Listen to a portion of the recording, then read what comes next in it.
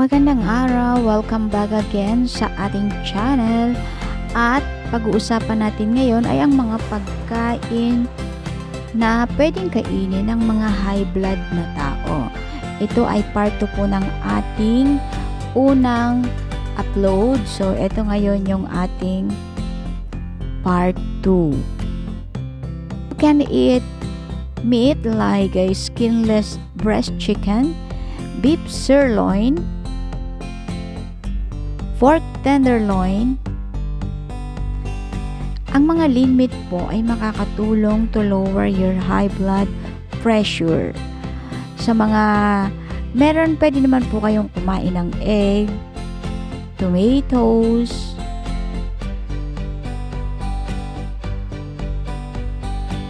yogurt. Maganda din po yan sa cholesterol, potatoes. At ito naman po yung mga herbs and spices na pwede nyo pong ihalo sa mga pagkain na inyo pong lulutuin. Pwede po ang celery seed, cilantro, saffron, lemongrass, black pepper, chili powder, oregano leaves, cumin, red pepper or ating yung sili. Yan, madalas natin gamitin yan. Pwede din yung ginseng, cinnamon, cardamom,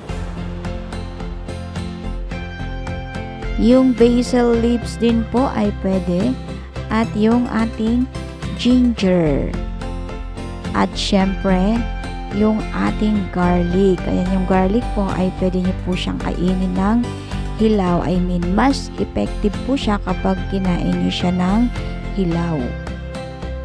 Sila ay may mga component na tumutulong para mapababa ang high pressure sa inyong mga dugo sa pamamagitan ng pag-relax ng inyong mga blood vessel.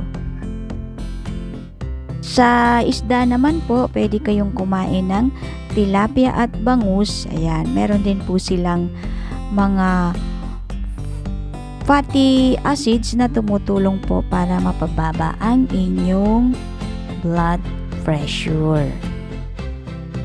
Ang mga pagkain pong nabanggit sa vlog na ito ay ayon lamang sa aking sariling pananaliksik. Kung kayo po ay may maidadagdag pa o may kulang pa sa vlog na ito, sa mga pagkain nandito, ay pwede nyo pong i-comment sa baba.